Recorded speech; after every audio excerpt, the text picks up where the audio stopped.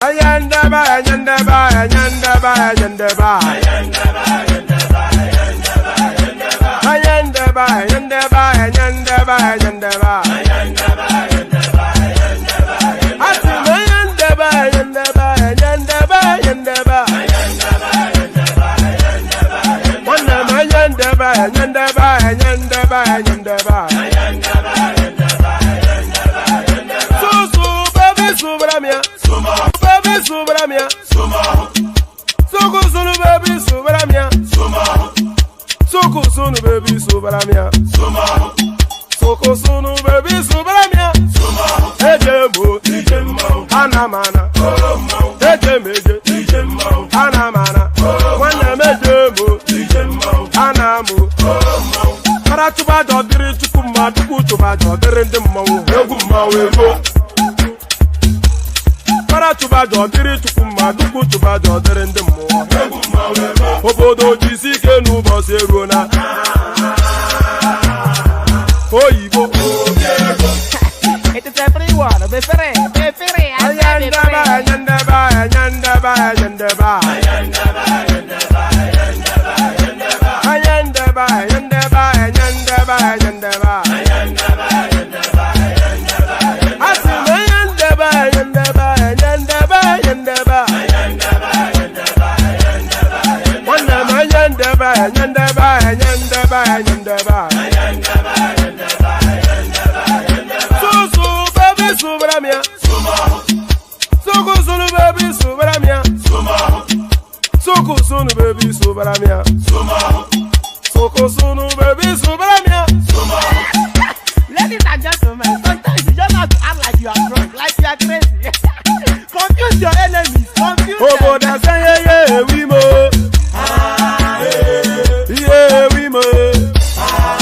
Oboda say yeah we mo. No basa ye ga ponto mo iye de gugeme. Okwitara kara mi nguru ma mi ga kwuru mu gwo ya baby mo. Abe Maria. How are you feeling? Ayandaba, ayandaba, ayandaba, ayandaba. Ayandaba, ayandaba, ayandaba, ayandaba. Atima ayandaba, ayandaba, ayandaba, ayandaba. Wanama ayandaba, ayandaba, ayandaba, ayandaba. Susu baby subramia. Soko sunu baby subramia. Soko sunu baby subramia. Soko sunu baby subramia.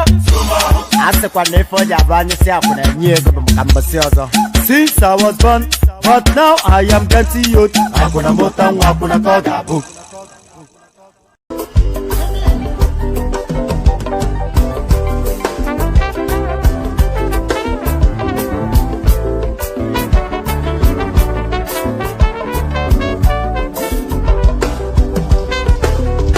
I don't suffer, no be small. But say I get sense. Poverty no good at all.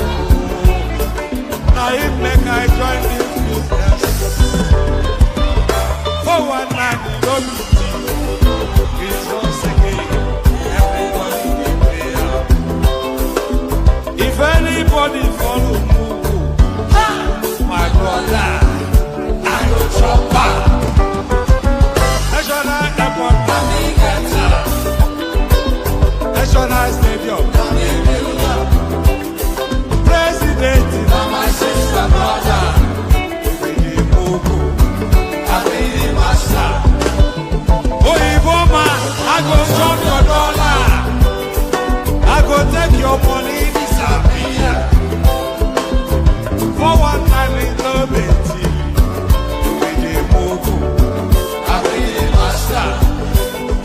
the refinery, the contract, now you wife. But you won't pay me some more money, they can't bring ya. You will move, I pay the master.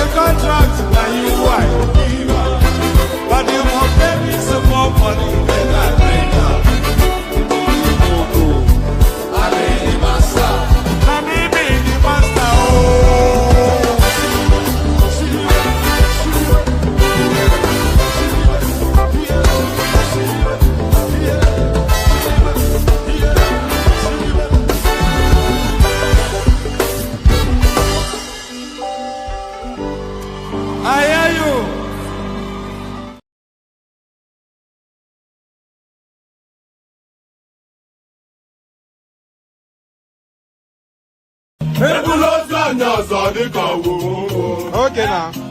tukwese bifi ma ikpe I see. asịkwana nwata na onwe n'ife ọ ga-emenwu Okay. ọgbanyelu gị fim nwanne ikiri anya mama m si na nwa m etogo kwa maka na nwa m jelu mba o wee bute ike ọganiru na-ebute ire nwanne m nwata gawa nke ya dịka akpa ya jọkwa ọ bụ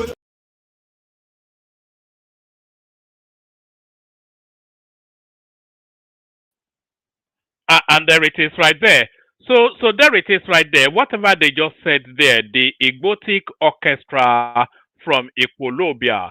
The Igbotic Orchestra from Equilobia. Good day to you, good to be in your company of that. Good day to you, good to be in your company. And how are you? How are you? Hope you're having a gloriously wonderful day so far. Depending, of course, where you are in the day. I'm in the dead of night where I am. Is fast forwarding to 2 a.m. Can you believe that? Pardon me. It's fast forwarding to 2 a.m., but nevertheless, no rest for the wicked. The protocol remains the same. Click on the like button just as soon as I invite you to do so. Please do so. Click on the like button. If you are not already subscribed, then please correct that by subscribing. So like and subscribe. Let's push numbers up. Like and subscribe. If you want to come and join me on the screen, come via the hyperlink that says StreamYard. I'll send it now so that it's the first line item in the comment section on whichever platform you're watching us from. So click on the hyperlink that says StreamYard to come and join us on the screen. If you feel that way inclined, like, share. Make sure you're sharing, by the way. Copy the links and put it in your social media spaces. So copy the links, put it in your WhatsApp groups, your Facebook groups, and all of those groups. Just copy and share so that everybody can see the funk that is going on here. That funky behavior coming out of what you are laughing. So let them come and watch in wonderment as you watch Malta Gape. Like, share, subscribe. Come join me via the come join me on the screen via the hyperlink that says StreamYard. Do that. Share the links just as widely as you can. Super chat towards the stream. Very, very important that you do that.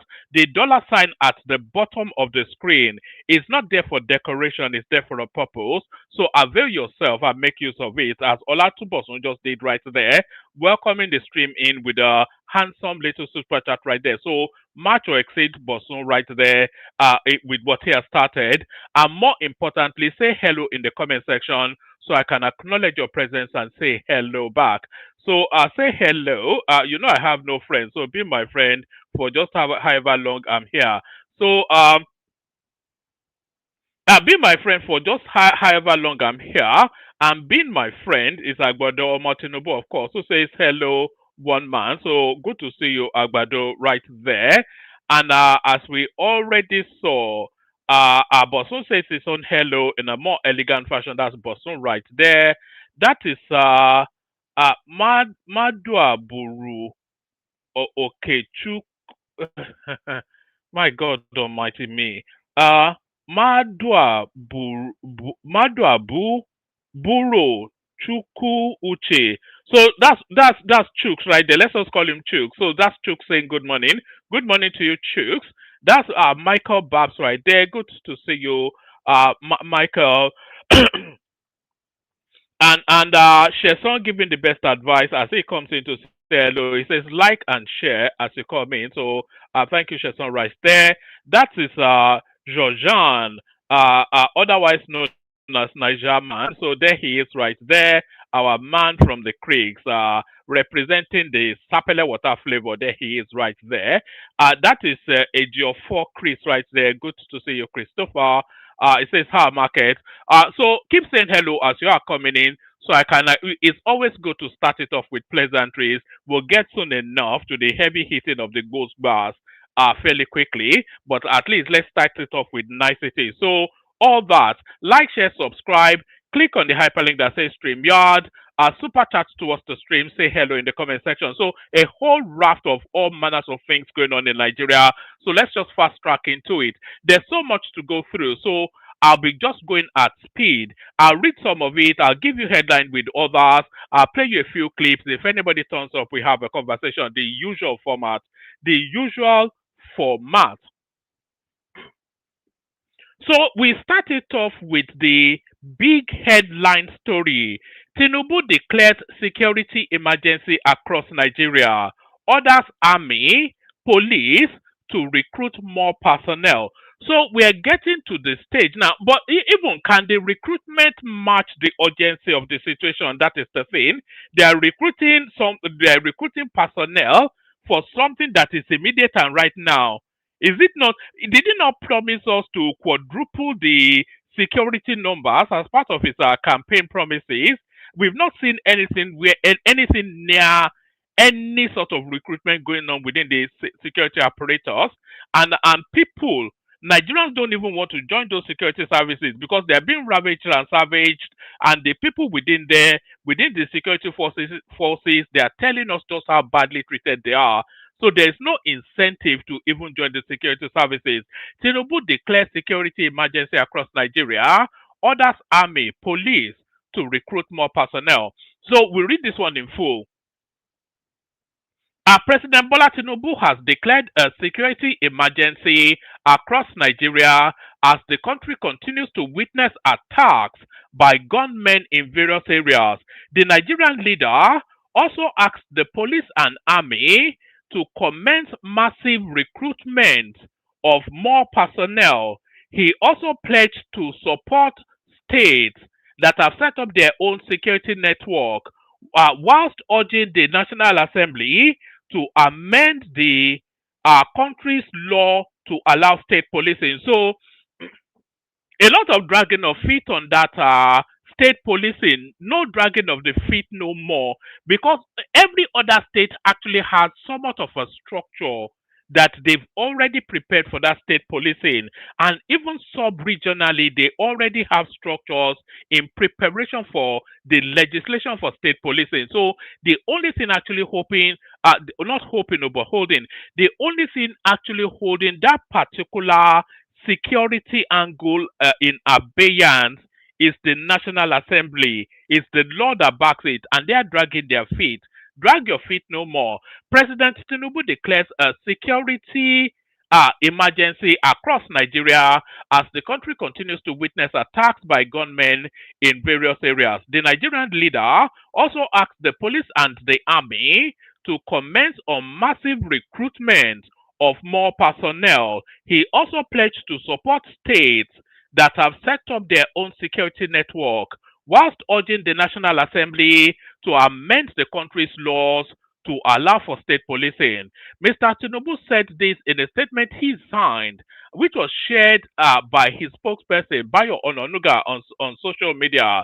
Our correspondents report that there have been increased cases of killings and kidnappings in many parts of Nigeria in the last month.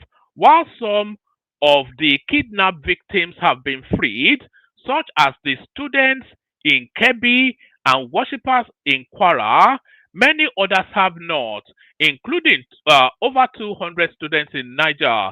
Our correspondents will provide updates on the president's statement in subsequent reports.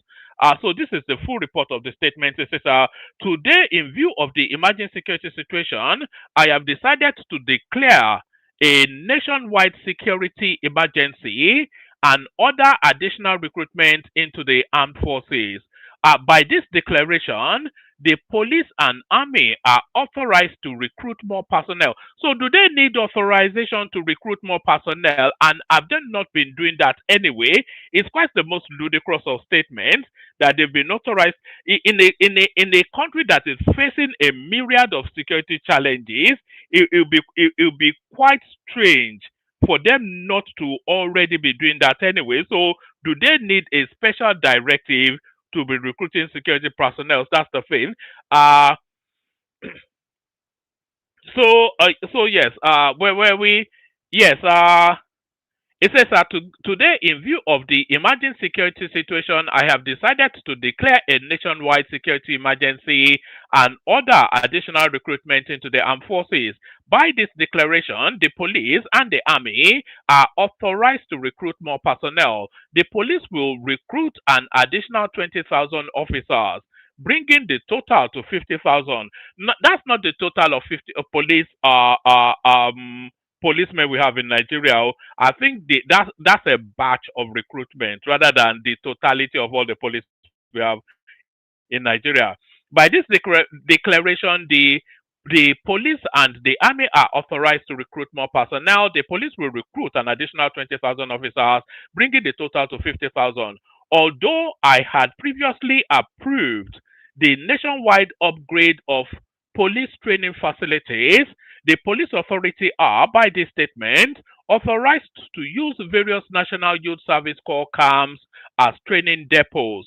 The officers being withdrawn from VIP guard duties should undergo crash training to debrief them and deliver more efficient police services when deployed to security challenged areas of the country. The DSS also has my authority to immediately deploy all the forest guards already trained to flush out the terrorists and bandits lurking in our forest. So that forest guard initiative actually came in. Was it about 4 months ago, and we were all speculating as to what's holding it back. So it's of course there has to be some sort of training, and it looks as though the DSS are. It looks as though the DSS are carrying that out. So that explains that. The DSS is also by my authority. The DSS also has my authority to immediately deploy all the forest guards already trained to flush out the terrorists and bandits lurking in our forest. The agency also has my directive to recruit more men to man the forest. There will be no more hiding places for agents of evil. My fellow Nigerians, this is a national emergency, and we're responding by deploying more boots on the ground, especially in security challenged areas. The time requires all hands on deck. As Nigerians, we should all get involved in securing our nation. Let me take this moment to commend our security agencies for working together to secure the release of 25 schoolgirls in Kebbi and the 38 worshippers in Kwara. We also continue to sustain the effort to rescue the remaining students of Catholic school in Niger State and other Nigerians being held hostage. To the leadership and rank and file of our armed forces, I commend your courage and your sacrifice. This is a challenging moment for our nation and for the military institution itself. I charge you to remain resolute, to restore peace across all theaters of operation, and to uphold the highest standards of discipline and integrity. There must be no compromise, no collusion, and no negligence. So those are quite pointed words. So because as we all know, the totality of the military structure, of the security structures, even not just military, the totality of the security structures of Nigeria has been completely infiltrated by the Boko Haram bandit elements. Because during the 8 years of Buhari, they were continually seeding those people within the security structures. So those people are fully embedded within our security structures. All those are repentant Boko Harams that are Buhari was putting in army uniforms and in military uniforms. This is the resultant effect of all of that. Now, this is what is playing out. That's why those words are pointed that there should be no collusion. But don't worry about that. That's already too late.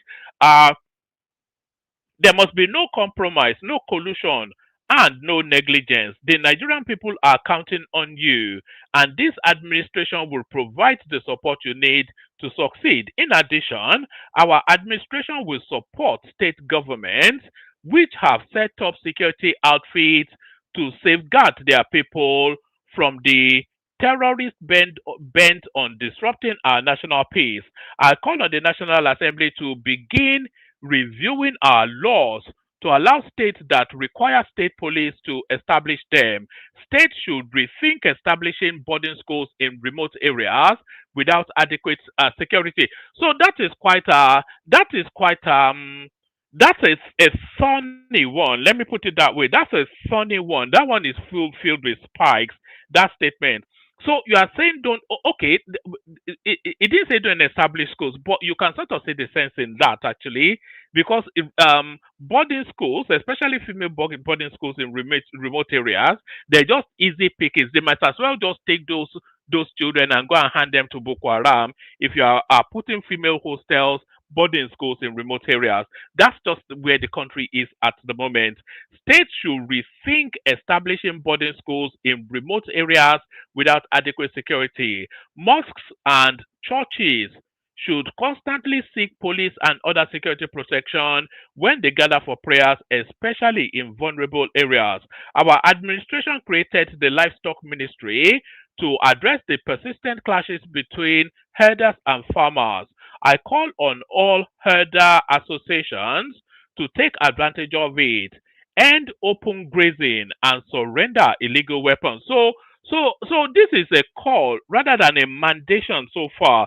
You know, because the headline actually came in that the government had banned open grazing, but this is a call. This is a plea to them to stop it rather than an outright banning of it. We have to at some point and at the immediate future ban open grazing. It serves no purpose. It's not animal husbandry. It's a lifestyle choice, and that lifestyle is wreaking havoc right across the breadth of the country, the length and breadth, even. You know, so it serves no purpose other than a negative. You know, open grazing serves no. It doesn't serve the animals. It certainly doesn't even serve the people herding them. You have a 14-year-old just walking through the vast terrains of Nigeria to ungodly places, doing whatever. No schooling, no education, no social interaction, no grooming, nothing.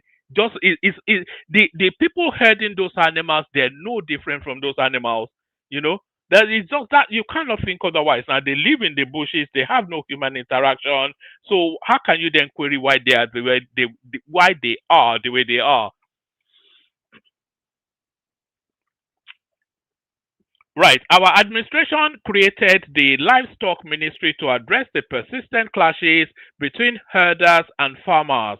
I call on all herder associations to take advantage of it, end open grazing, and surrender illegal weapons. Ranching is now the path forward for sustainable livestock farming and national harmony. The federal government, in collaboration with states, will work with you to solve this problem once and for all. So there has to be an end to that open grazing. It just there's no other way other than um I sympathize with the families who have lost their loved ones in recent attacks on soft targets in Kebbi, Borno, Zamfara, Niger, Yobe, and Kwara states. I also pay tribute to our brave soldiers who have made the ultimate sacrifice, including Brigadier General Musa Uba. Those who want to test our resolve should never mistake our restraint for weakness. This administration has the courage and determination to keep the country safe and ensure our citizens live in peace. So all of this should not actually be a press release. This should be a national broadcast. He has to put his face and voice to it. This is not something you send by or no Nuga to go and deliver. I sympathize with the families who have lost loved ones in recent attacks on soft targets in Kebbi, Borno, Zamfara, etc. Okay, so that somewhat repeats. So that's President Tinubu right there, your president, declaring a state of emergency on banditry in Nigeria. So still in that vein, Senate declares kidnapping banditry as terrorism, approves death penalty for offenders. So I wonder why this wasn't the case anyway. And by the way, this also captures Nnamdi Kanu somewhat. So we'll see how quickly. Have they even filed his appeal? They promised us as early as Monday they will file his appeal.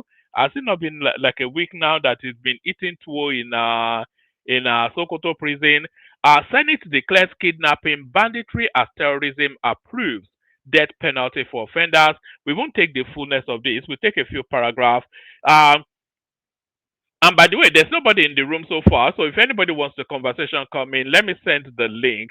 If you want the conversation, then come in. And I'm not seeing anything like a super chat outside of our boson. So you have to make sure the platform is constantly lubricated and the lubricant is always a super chat. So let me send that in. Let me send that in. So that's the pardon me. So that's the link to the studio right there. If you have any thoughts on what's been read out so far, what's been discussed so far, then come in. The Nigerian Senate on Tuesday adopted sweeping security resolutions officially designating kidnapping and banditry as acts of terrorism and approving the maximum death penalty for all kidnapping related offenses. The resolution followed an intense debate during a plenary presided over by Senate President Godswill Akpabio after a motion of urgent national importance raised by Senator uh, Ashiru Oyelola Yisa Kwara South and further amended by Senate Leader Opeyemi Bamidele in one of its strongest security positions in recent years. The Senate ruled that henceforth all laws relating to kidnapping should be classified as terrorism and should have a maximum death penalty, and no judge should overturn or reduce the sentence without any option of fine. To implement the decision, Senate Leader Opeyemi Bamidele was directed to introduce a formal amendment bill in the shortest possible time. Beyond the legal reclassification, lawmakers approved the creation of a new joint task force to strengthen security across Kwara Kebbi corridor with forward operating bases to be established in Eruku, Bambala, Okeero, Isanlu, etc., and Wasagu in Kebbi. The Senate also further urged the federal government to reinforce local vigilante groups and review Nigeria's firearm laws. So I want to discuss this as a standalone because on this platform, even since the beginning of this platform, I have been advocating for Nigerians to have the right to bear arms. There almost seems to be an inevitability to it. Nigeria, you cannot just lie on the floor and be pied like a chicken by a Fulani man. At least if you are tooled up, if you had your own firearm, then you have a fighting chance. So if you are going to go down, at least go down fighting. And the right to bear arms is never been more pronounced within the Nigerian space than now. Uh In one of his strongest positions in recent years, the Senate ruled that henceforth all laws relating to kidnapping should be classified as terrorism and should have a maximum death penalty, and no judge should overturn or reduce the sentence without any option of fine. To implement the decision, Senate Leader Opeyemi Bamidele was directed to introduce a formal amendment bill in the shortest possible time. Beyond the legal reclassification, lawmakers approved the creation of a new joint task force to strengthen security across Kwara Kebbi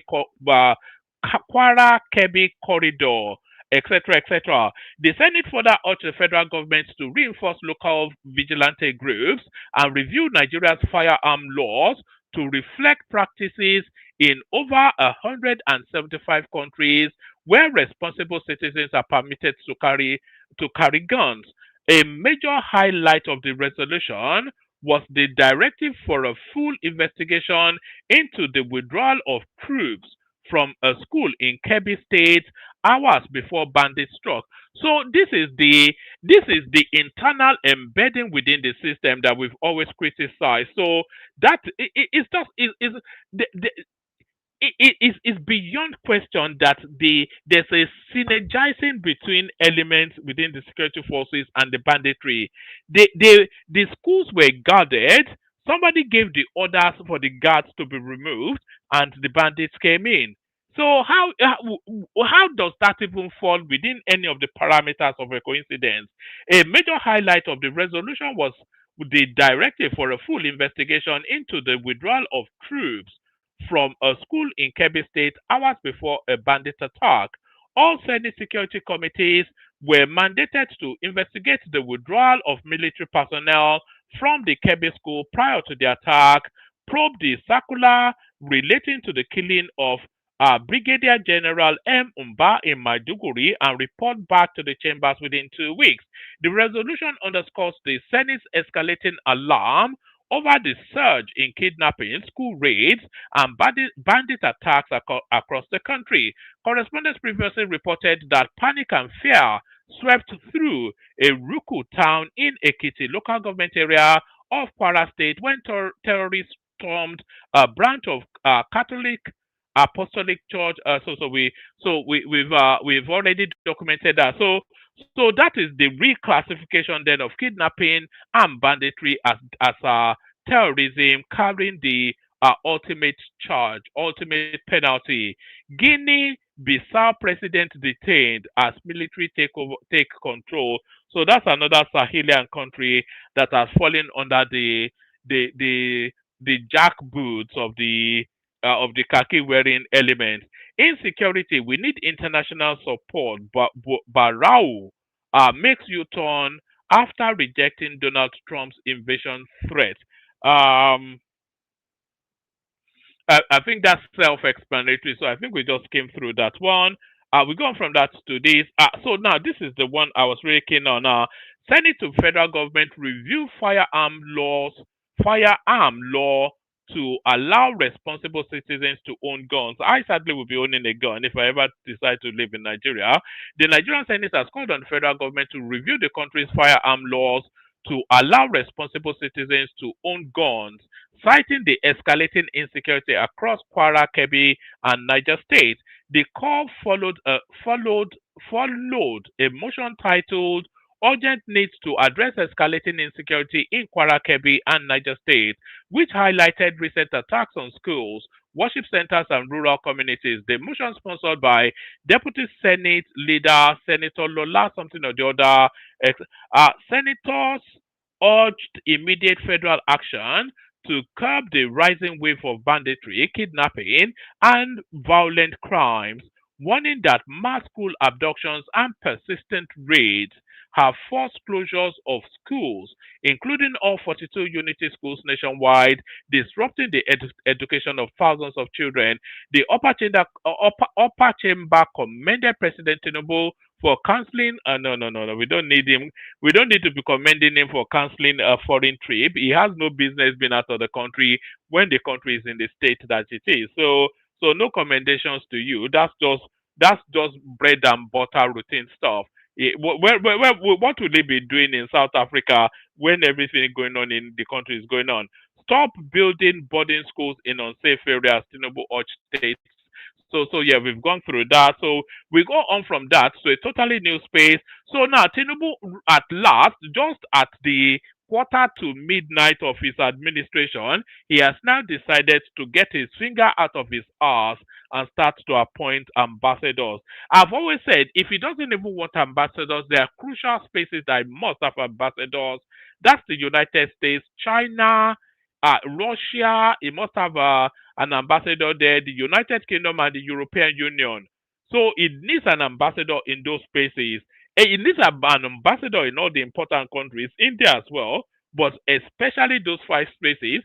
It must have one in the UK, the US, China, Russia, and the European Union. I mean, how else would you know what is going on there or press your interest when you don't have a public face there?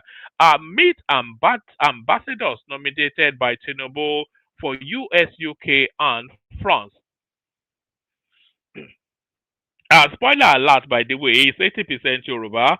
President Bola Tinubu has asked the Senate to confirm the appointment of three non-career ambassadors.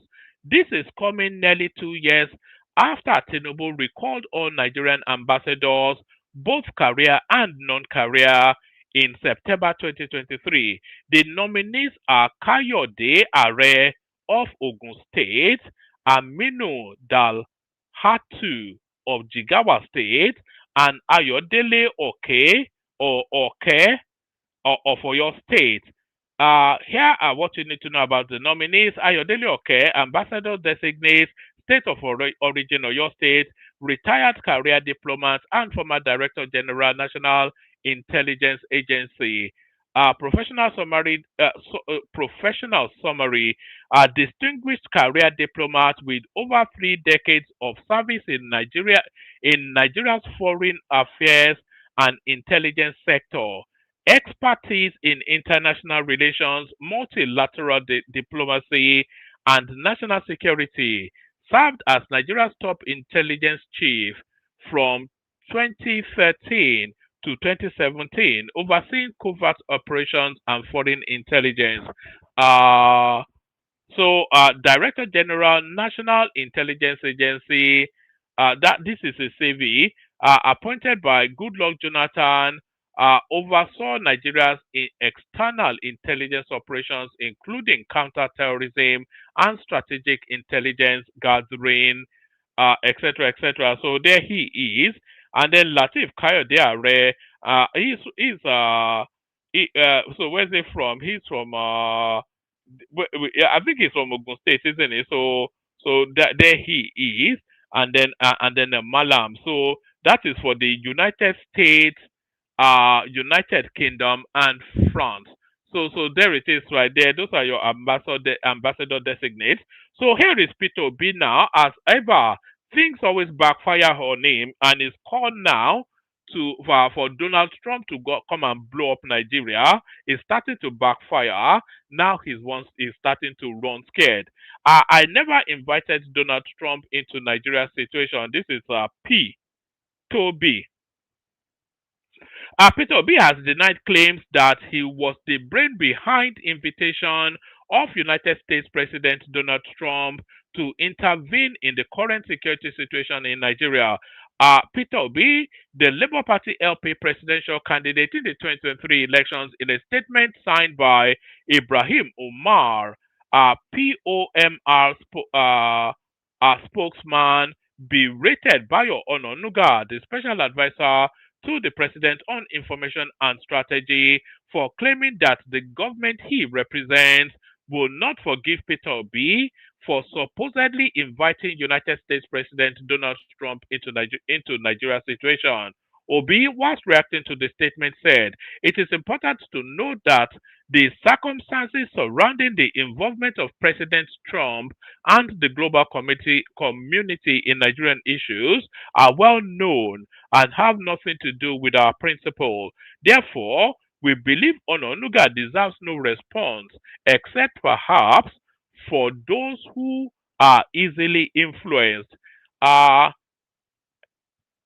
It seems this government cannot escape thoughts of Peter Obi, and we understand why. His message directly addresses the glaring failure of leadership for which this administration is primarily responsible. He noted that the fabrications by Bayo Ononuga appears to be a desperate attempt by the government to divert public attention from its shortcomings.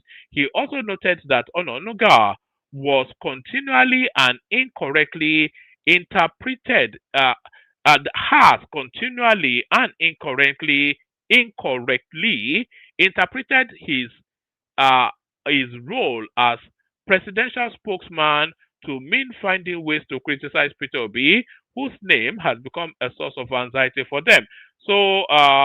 He stated that the falsehood about Obi are nothing more than a cynical attempt to distract the public from the government's evident failure, such as insecurity, the rising cost of living, and various instances of corruption, all taking place, and unprecedented hardship facing the nation. So that's Peter Obi right there, very quickly now trying to distance himself from Donald Trump. To Peter Obi that was once upon a time glorying in it. Jonathan trapped in Guinea-Bissau. So the coup that has taken place in Guinea seems to have caught good luck Jonathan there. Our former President Goodluck Jonathan is currently trapped in Guinea-Bissau, where the military announced takeover earlier on in the day. The Nigerian leader, alongside hundreds of foreign observers, are unable to leave the country where elections took place and results are about to be officially declared. Correspondents understand that hundreds of foreign observers who raced to the airport in a bid to leave the country after the coup are, are, are, are currently stranded. A group of military officers claimed total control of the country a day after two leading candidates declared victory, calling themselves the High Military Command for the Restoration of Order. The officers ordered the immediate suspension of the electoral process until further notice. They also ordered the closure of all land, air, and sea borders and an overnight curfew. I have been deposed. Uh, Bello told French broadcast in a telephone call, adding that he was currently in the general staff headquarters. The head of the main opposition has also been arrested. As well, we just heard that the military are trying to cut off the internet. There is a curfew in place. He said the army officer leading the coup, Dennis something or the other, served as the head of the presidential guard. The man is supposed to protect the president himself. Has put the president under arrest. Upon his arrival in the country, Jonathan, who is head of the West African Elders Forum Observer Group, posted on social media, "We arrived in Bissau this evening as members of the West African Elders Forum. Our election mission ahead of Guinea-Bissau's presidential and parliamentary polls are scheduled for November 2023. We wish the people of Guinea-Bissau a peaceful, inclusive, and transparent election." 2 days later, he posted another update. Out on election day in Bissau, so as he posted an update, what happened if they shoot him? Attempts to confirm the whereabouts and safety of Jonathan from a spokesperson did not yield any result as his phone line was out of reach. However, Imma Niboro, a former spokesperson of the ex-president, confirmed to correspondents that the Nigerian leader who recently marked his 68th birthday was still in Guinea-Bissau when the coupist struck. Niboro told correspondents that he spoke with those around Jonathan who assured them that the former president is safe but trapped alongside other foreign observers. So that's good luck Jonathan right there, caught in some the excesses of the Jamjawit in the Sahel. So that's the Jamjawit in the Sahel. So now the Americans promise us kits rather than bombs. So rather than the Americans coming. And by the way, if you are not already subscribed, please subscribe. If you are not already clicking on the like button, please click on the like button. Like and subscribe is the shorthand to what I just said. Like and subscribe. So the Americans sending us kits instead of bombs. The United States has agreed to fast track Nigeria's pending arms request. Hopefully, this means the NAF, which is the Nigerian Air Force, will receive its 12 AH-1Z Viper attack helicopters earlier than the projected delivery time, which is excessively long, as well as the Nigerian Army's aviation course. But anyway, they get more kits. It's just that's the offshoot of that. So that's the offshoot of that. Where are we with the next one? What are we looking at here? Okay, it says a highlight of the latest directives by President Bola Tinubu towards improving the security apparatus of the country. So here are measures that have been taken so far. So a whole raft of measures as you would imagine. So they're presenting it in bullet points. So let's rattle through them. Nationwide security emergency. President Tinubu formally declared a nationwide security emergency. Number two, more boots on the ground. This declaration authorizes the deployment of more boots on the ground, especially in security challenge areas. Number three, army and police recruitment. The police and army are authorized to recruit more personnel. Number four, police recruitment targets. The police will recruit an additional 20,000 officers, bringing the total planned intake to 50,000. NYSC training camps. The police authorities are authorized to use various NYNC camps as training depots. Number six, VIP guards withdrawal and retraining. Number seven, DSS forest guard deployment. The DSS is directed to immediately deploy all already trained forest guards to flush out the bandits. DSS recruitment. The DSS is also directed to recruit more men to man the forest. Number nine, support for state security outfits. Number 10, call for state police review. Number 11, livestock herder farmer resolution. 12, boarding schools, etc., etc. I think we've already captured all this in some of our readouts. So that's that. So those are the measures being taken by Tinubu. We go on from that to this. Uh, Southern governors draw red line. State policing or nothing. Declare it non-negotiable for Nigeria's survival. Our governors from Nigeria's southern states convened in a high-stake strategic meeting on Wednesday, issuing a resounding call for the establishment of state police as a non-negotiable pillar of true federalism and grassroots security amidst a surge in kidnappings and violent extremism plaguing the region. Hosted by Ogun State Governor Dapo Abiodun, the Southern Governors Forum gathering drew key figures including Simi Fubara, etc., etc. The session, shrouded in urgency, zeroed in on decentralizing Nigeria's centralized policing model to better tackle localized threats from schools abduction to rural banditry. In his opening address, Abiodun not pointed, but painted. In his opening address, Abiodun painted a stark picture of the nation's security landscape, warning that recent mass abductions in schools, religious centers, and rural communities across the country have shown that no region is immune to organized criminality or violent extremism. He lauded President Tinubu's exceptional leadership in orchestrating swift rescue of kidnapped students, but stressed the need for deeper reforms, declaring the creation of state police remains a non-negotiable component of our collective demand for true federalism and effective grassroots security. So that's that. So that's that. It goes on and on a bit more, but I think we get the gist of it. So now I want to play you this video now. So this video now, there's hold on. Uh, I want to play you this video. I want to play you this video. But I'll have first a sip of water. If I can find my water.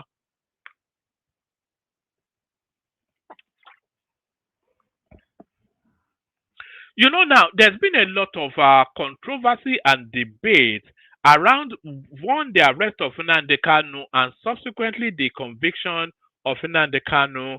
And very often when you hear those, and by the way, can people make sure that they are liking? I'm not seeing the like numbers go up. Please click on the like button, and if you are not already subscribed, please subscribe. So a lot of controversies around the Nnamdi Kanu narrative, his arrest and his subsequent conviction, and people were saying he was convicted just for expressing the wish of his people. So that's why I'm so let's have a look at this video and dissect it against that sort of backdrop. So this is the arrest of a guy called Adeyinka grandson. So this arrest did not take place in Nigeria. This arrest took place in the United Kingdom. And the reasons why he's been arrested is not too dissimilar to Nnamdi Kanu. So let's pick it up from the beginning. And by the way, the audio is very vague, so you have to push it up as high as I can. But the audio is very grainy. I think this happened. This will be about 7, 8 years ago now. But the audio is not the best quality, but you can still hear it if you pay attention. So this is the arrest of Adeyinka grandson allegedly for terrorism, etc. So let's pick it up from here. So this is when the police in the United Kingdom got into his building to notify him of his arrest.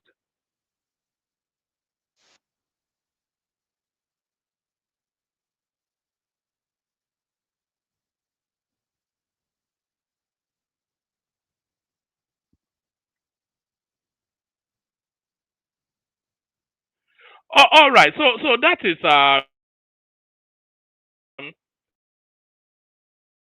that is Adeyinka grandson right there, and those are the arresting security. Those are the authorities arresting him, and they are telling him charges. So Adeyinka grandson.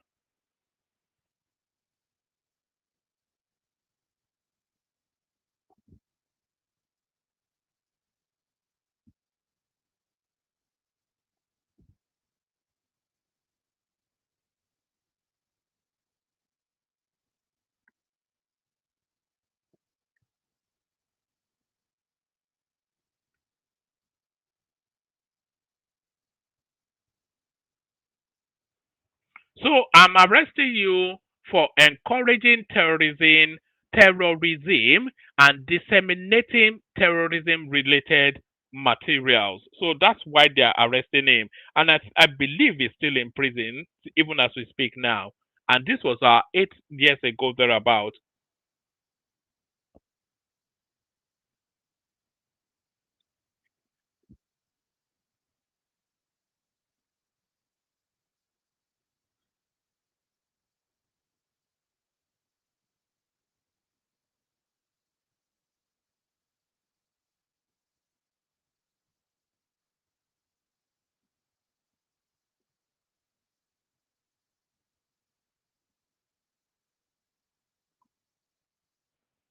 So stirring up racial hatred. So now you want to query them what they mean by racial hatred. So the guy is being arrested in the United Kingdom, and if they are arresting him for stirring up racial hatred, then you want to it's not even a lazy conclusion, but the automatic conclusion is to conclude that is inciting racial disharmony within the United Kingdom. But no, the racial hatred that they are talking about is that it's inciting people against the Igbo people. That's the racial hatred. Do you see?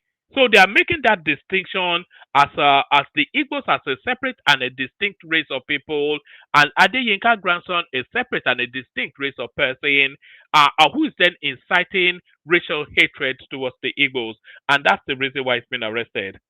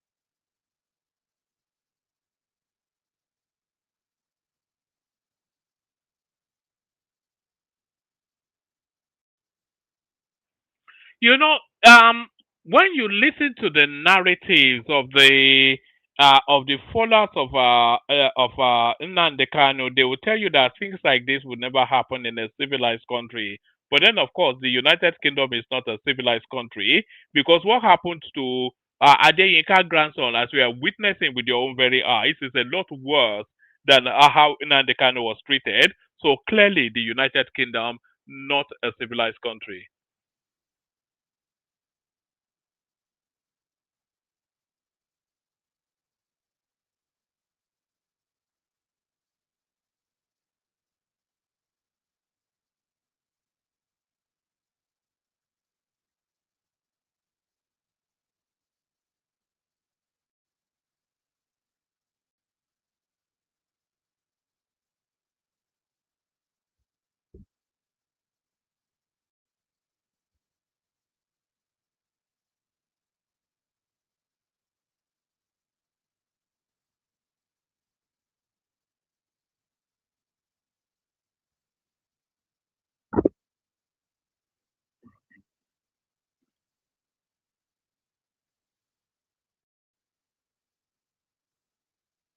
So there it is right there. That's the arrest of Adeyinka grandson. Still in, I think he was actually released and then rearrested again. Still in prison, even as we speak. So now, with all that is going on in Nigeria, everybody advocates then that that country should be balkanized. So they said that country should be split. But if you split Nigeria, how will that split take place? So here is a proposition of just that splitting of Nigeria. I think this is actually coming out of the north. You see the convenient splitting. So at the topmost there, you have the Arewa nation, and then in this middle bit here, you have a place called Nigeria.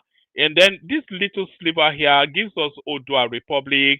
And then this curious one right here, I think this may well be coming out of the IPOB space actually, because this Biafra now, it gives them that access to the sea, which they've always lusted after. So let's see how this guy explains it.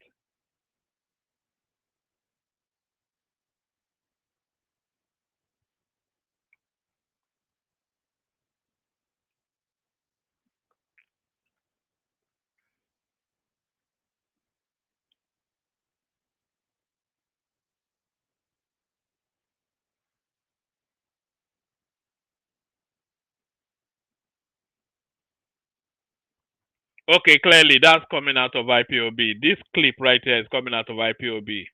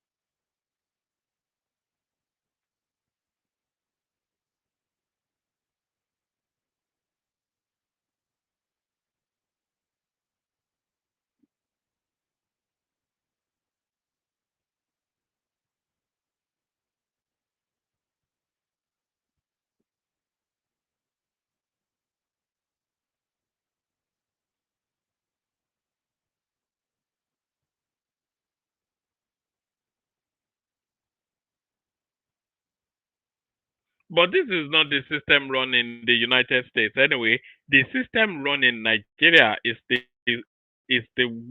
sort of similarity to what runs in Nigeria, because you have federating states all nested within one singular country, which is what they do in the United States. So this guy clearly doesn't have the literacy or the knowledge to speak to what he's speaking to.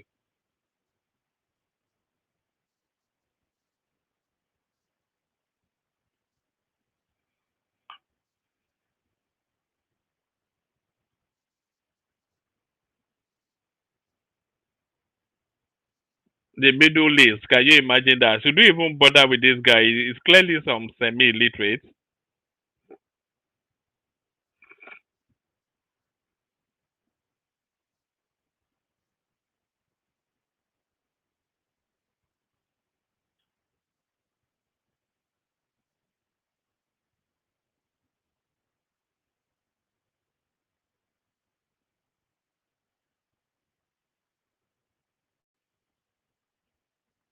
You know, ignorance is actually even worse than Boko Haram. Ignorance is worse than banditry or terrorism. Uh, no audio. Oh, you couldn't hear it. Oh, okay. Okay. Let me play it. I thought you could hear it. I have it downloaded. Hopefully you can hear my voice. But this is what that guy was talking about. This is Nigeria. This is Nigeria. This is how they just design it. I just use this map for example, but let's get it done. This could be the same one Nigeria, but here how it should run. This should be the northern part, named their own republic or whatever, but as a one federation of Nigeria. These people could be controlling themselves, governing themselves, and these people could also be governing themselves. These people can also be governing themselves, and these people too. In collaboration, they can come together as one union, call themselves one Nigeria, if they really want to use that name. But this thing you just see here now is the confusion. Here is why Ojukwu went to meet other Nigerian leaders in Aburi Accord, which they made and agreed. The restructuring that most of you Nigeria are not aware of is actually this thing. Restructuring doesn't mean division, dividing the nation. It means each region should be governing themselves while they all contribute to the federation, the one Nigeria. That is how the British system run. That is how the United States system run. The British has different regions, and they call themselves United Kingdoms. The United States have different regions, different states, and they all unite and call themselves the United States of America. Each state are governing themselves, just like they are doing the normal local state. That is why they said the Igbo should be on their own, the Yoruba should govern themselves, the Arewa people, the Doctors, should govern themselves under one federation, as well as the Middle East. When it comes in development contribution, they both have to come together. So what I just showed you now is what Nigeria need to understand. That is the restructuring they're talking about. The restructuring that was discussed in Aburi Accord in Ghana in the early 1960s. That was the agreement. Oh, all right. So like I said, that was just some semi-illiterate from Ugeli or Abakaliki or somewhere.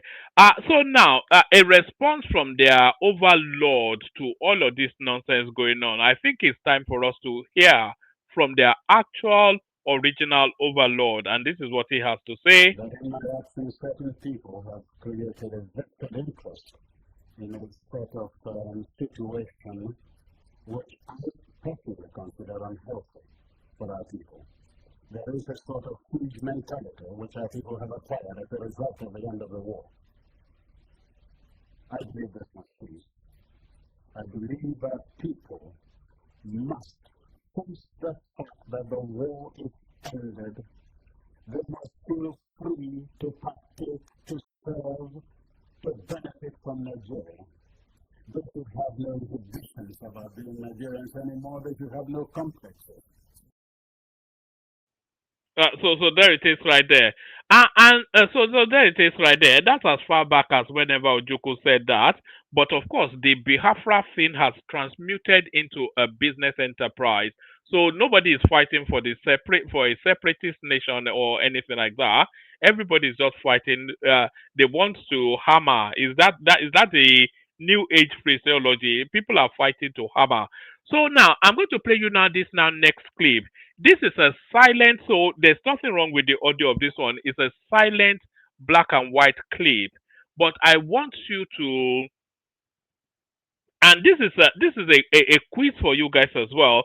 I want you to guess who the criminal is in the Rolls Royce that's being chauffeured round. So I want you to pay keen attention. I want you to spot the criminal in the Rolls Royce. But like I said, there's no audio to it, so don't worry about no audio. It's simply a black and white. So tell me in the comment section if you can identify the criminal in this. It's just a 10, 15-second clip, so you have to be eagle-eyed about it. But who is the criminal in the Rolls Royce in this black and white clip?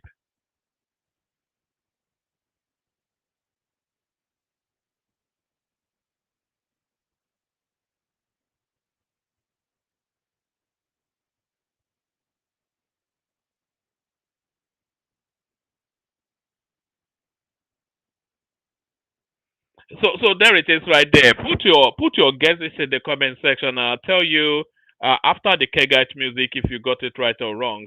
Let me play it one more time. So spot the criminal in the Rolls Royce.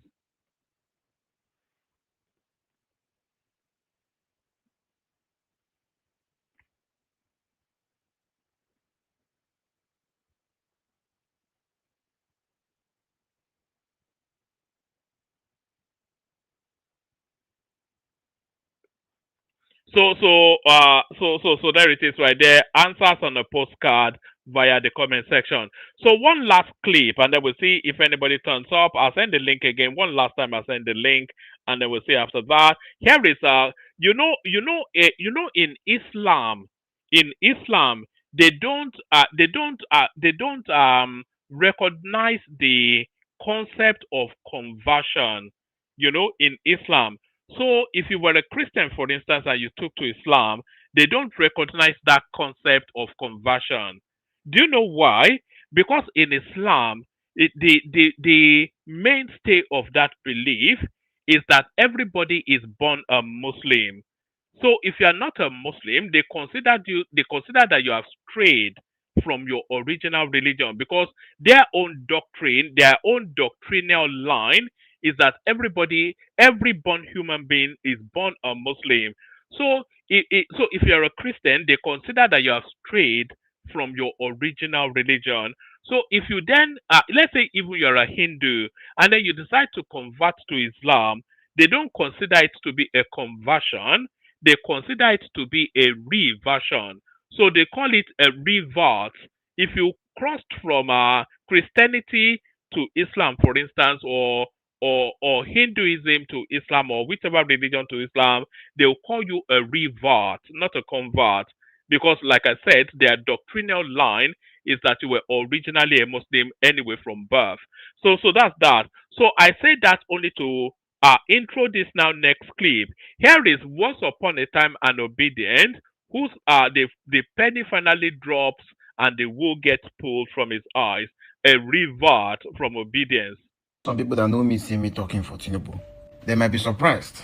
But then, when I look at the ideology of this guy, his thinking, his boldness, his reforms, most of the reforms that he's carrying out right now, genuinely, even talks of a new constitution. Which politician in Nigeria can you really look at and then say, this person could have had the guts? Even the person that I support, he believes in one Nigeria. He believes in all of us can be in one place. All of these left-wing ideologies. But I am a right-wing ideologist when it comes to political. My political view is right-wing. And the only reason why I tilted towards this guy, first of all, is because I did not know this guy really well. That's number one.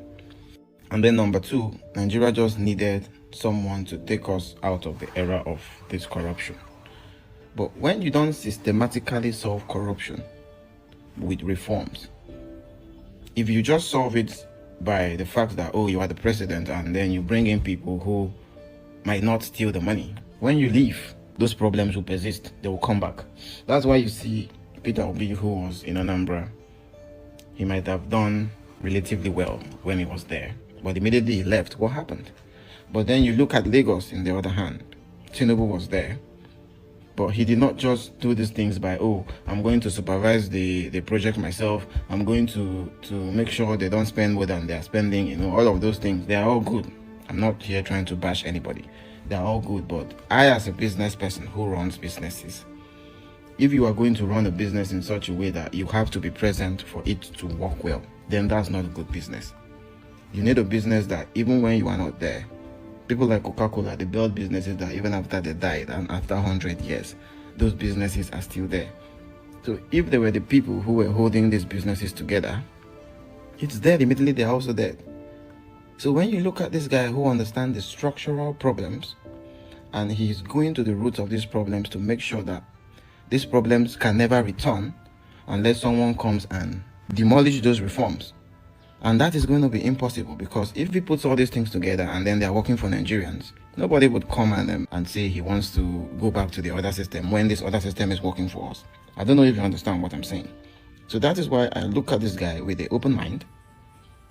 I won't lie, I've been biased towards him for a while because I've been seeing his good works, but then I'm like, I don't trust this guy. But right now, I can see clearly what this guy is trying to do. That's why I'm saying we should not make the same mistake we made with Goodluck Jonathan that ushered in APC. This is the leader of APC. Buhari just used APC as a vehicle to come into power. And this guy couldn't say anything, even when Buhari was mismanaging the whole country. And if you know how this country works, you would know that when it was the Fulanis, they were the ones that dominated. So there's nothing this guy could have said that could have really impacted on that government, because the Fulanis would ask Buhari, don't listen to this guy. Why? They don't like these people. That's the truth.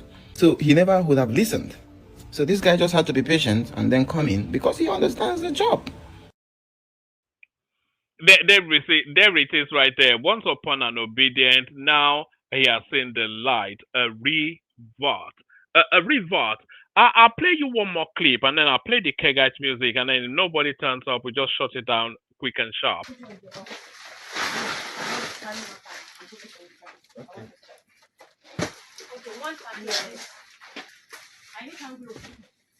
Where is the main cutter of this one?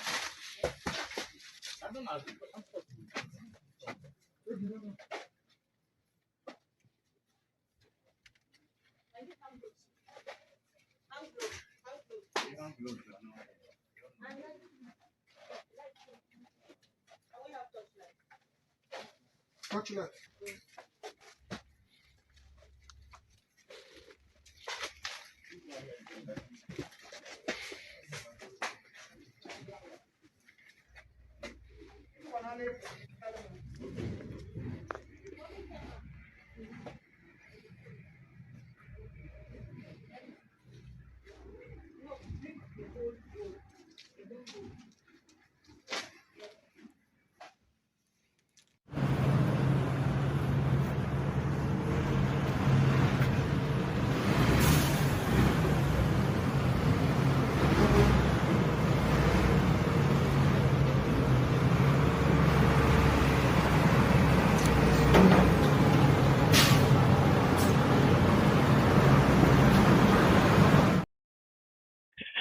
So that was the NDLEA busting yet another drug, fake medication, something. You know, as they redesignated banditry and kidnapping capital offenses, they should also designate selling fake medication capital offenses, because equally culpably, that's also taking human lives. So that's yet another somewhere no doubt in Owerri or Onitsha or somewhere like that, another fake medication den are being busted by the excellent officers of the NDLEA. So the Kegite music, and then we see what happens after that. Water, only water, only water, where they see ma. Water, only water, where they see ma.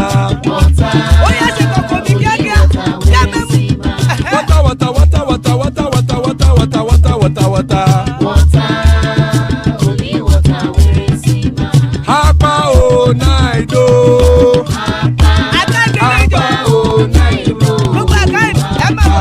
Hapa you don't come o.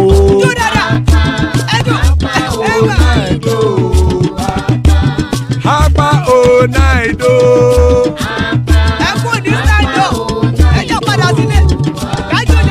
Oro kẹ̀kẹ́ ẹlẹ́mù yé o.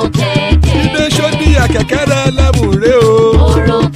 Bobby master kẹ̀kẹ́ rẹ̀ ẹlẹ́mù rè o. Chief Wáìlà tí kẹ̀kẹ́ rẹ̀ ẹlẹ́mù rè o. Eruku lẹ̀lẹ̀ ẹlẹ́mù dé. Eruku lẹ̀lẹ̀ ẹgbẹ́ ẹlẹ́mù dòde ojàre o. Eruku lẹ̀lẹ̀ Ghana ti dé ẹgbẹ́ bọ́dì o. Ọmọ ẹlẹ́yẹ ẹyẹ o ó dilé o. Odúyẹ̀lá ẹyẹ o ó dilé o. Petrosonama ẹyẹ o ó dilé o. Petrosodunke ẹyẹ rẹ̀ ó dilé o. Ẹlẹ́kọ̀ ọ̀run mú ìní o.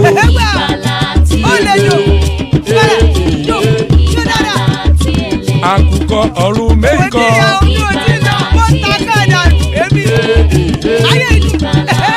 Ikú gbéṣe o. ìgbàlà tí èlé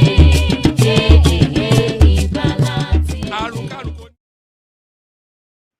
Oh, yes. Before I forget, yes.